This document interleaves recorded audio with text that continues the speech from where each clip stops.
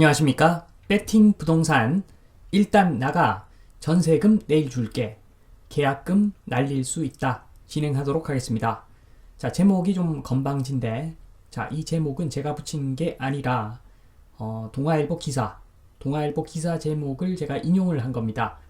자, 이 제목 보고 뻔한 내용이다 하실 분도 계시겠지만 이거 한꺼풀만 더 자세히 들여다보면 정말 계약금 날릴 수 있는 그런 상황입니다.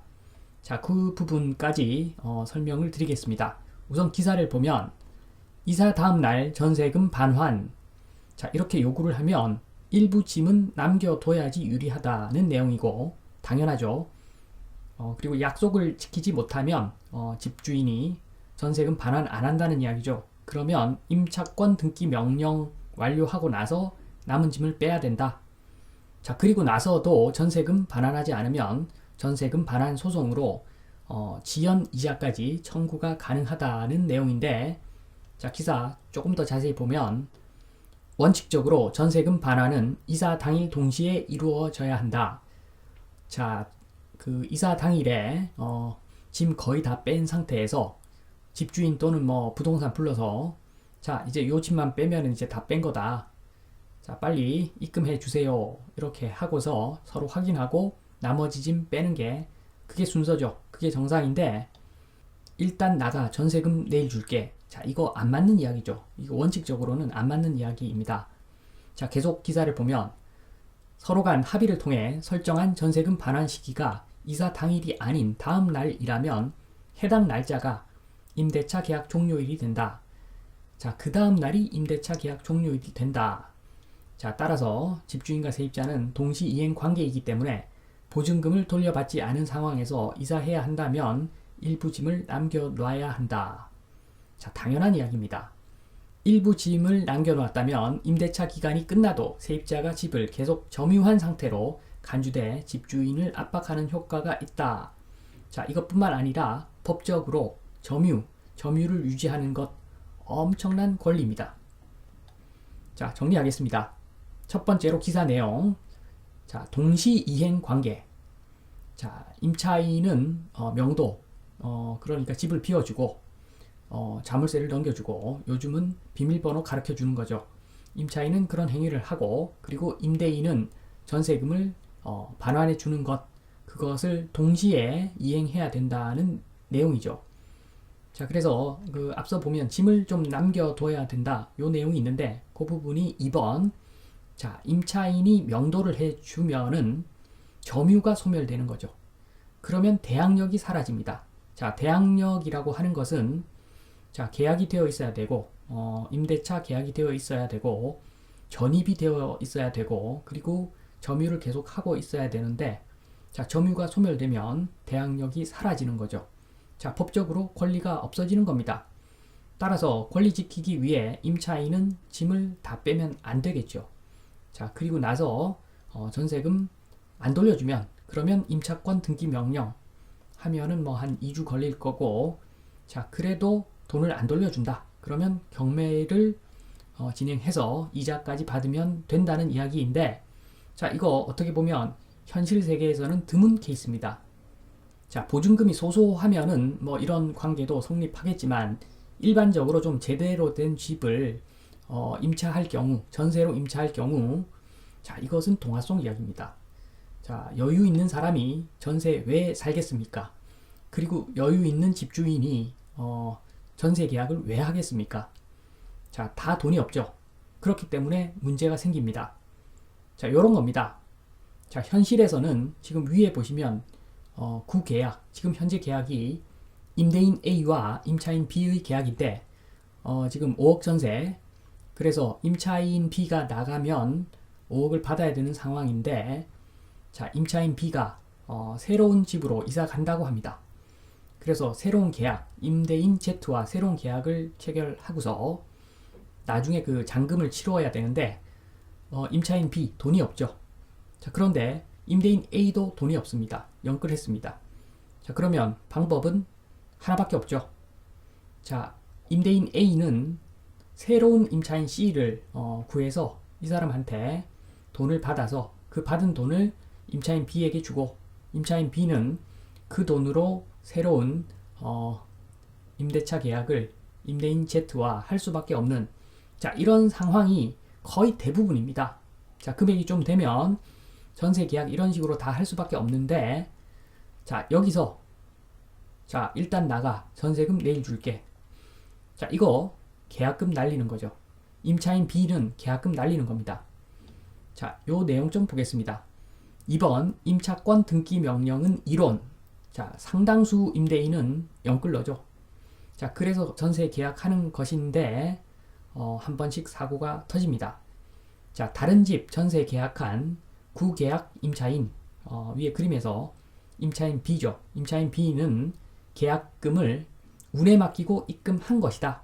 저 상기 케이스에서, 자, 집주인이 전세금 반환 안 하면 계약이 그냥 무효가 되는 거죠. 그럼 계약금 날리는 거죠.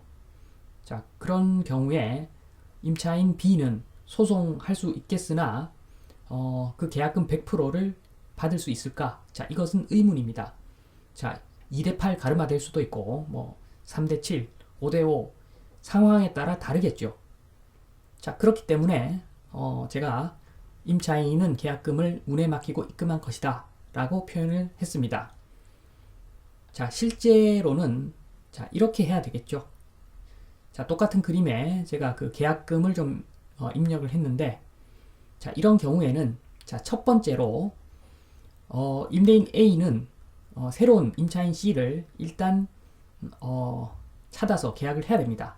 그러면 임차인 C가 계약금 5천만 원을 10% 임대인 A에게 입금을 하고, 그러면 임대인 A는 그 10%만큼의 계약금을 다시 임차인 B에게 주는 거죠. 자, 그러고 나서 자, 이 돈으로 새로운 집 구하세요. 이렇게 말을 하는 거죠. 그러면 임차인 B는 그 받은 계약금 5천만 원 가지고 새로운 계약을 또 할 수가 있는 겁니다. 자, 이렇게 체결한 다음에 나중에 잔금일날, 잔금일이 이사 날이 되겠죠. 그때 임차인 C가 나머지 4억 5천을 입금을 하고, 그러면 임대인은 그 돈을 임차인 B에게 다시 주고, 임차인 B는 그 4억 5천을 임대인 Z에게 잔금을 치르고 나서 모두가 다 이사를 하는 거죠. 임차인 C는 새롭게 들어오고, 임차인 B는 나가서 다른 집으로 이사를 하는, 자, 이 과정이 이상적인 과정이죠. 이렇게 돼야 정상인데 한 번씩 사고가 터진다는 겁니다. 그 사고는 자, 일단 나가. 이사 당일에 일단 나가. 전세금 내일 줄게. 이거죠. 이거 생각보다 엄청나게 심각한 문제입니다. 자, 위에 제가 정상적인 프로세스를 방금 말씀을 드렸는데, 자, 이 프로세스에 나오는 임대인 A와 임차인 B의 한번 입장을 한번 살펴보겠습니다. 자, 3번 구계약 임대인 A의 입장. 자, 신계약 임차인 C가 계약을 위반해도 구계약 임차인 B는 금전 피해는 없고 보상도 다 된 것이겠죠. 자, 오른쪽 위에 그림 보시면 그 임차인 B는 계약금을 C로부터 받아서 결국은 낸 것이기 때문에, 자, C가 계약을 파기하면 C는 5천만 원 날리고 나머지 사람들은 뭐 손해보는 거 없죠. 임대인 A도 손해보는 거 없고 임차인 B도 손해보는 거 없고, 자, 임대인 Z만 계약금 5천만 원 그거 받아가는 거죠. 그리고 계약은 다 무산이 되는 거고, 자, 이런 경우에는 일단 임대인 A는 큰 손해볼 거 없습니다. 자, 그런데 2번 신계약 임대인 Z나 임차인 B가 계약 위반하면 조금은 꼬이겠죠. 자, 소송을 하면 되겠으나 시간과 약간의 돈이 들어갈 확률이 굉장히 높습니다. 자, 절대 이익은 날 수가 없는 구조. 꽤 손해가 될 겁니다. 자, 이 경우 2번 임대인 Z나 임차인 B가 계약 위반을 하면은 한마디로 임차인 B가 나갈 수 없는 상황. 그래서 임차인 C가 잔금날 이사 들어올 수 없는 상황이기 때문에 계약금 5천만 원의 2배를 물어줘야 되는 거죠. 1억을 줘야 되는 그런 상황인데, 자, 이 1억을 일단은 임차인 B가 돈이 없으니까 임대인 A가 다 물어주고 나중에 구상권 청구를 해야 되겠죠. 소송해서 받아내야 되는데 이것도 마찬가지입니다. 깝깝합니다. 깝깝한데, 자, 3번. 그러나, 방금 말씀드린 2번 계약금 5천을 B에게 주었기 때문에 신계약 임차인 C가 요구하는 1억 비용을 B에게 전가할 수 있는 거죠. 소송 결과 거의 뭐 승소라고 보시면 되겠습니다. 자, 그렇기 때문에 구계약 임대인 A 입장에서는 자, 계약금 5천만 원 받아서 그 돈을 임차인 B에게 주고 그걸로 계약을 해라. 자, 이렇게 하는 그 행위 이 자체는 임대인 A 입장에서 약간의 보험을 드는 행위이기 때문에 안 할 이유가 없다고 봅니다. 자, 제가 임대인 A라면 저렇게 진행을 합니다.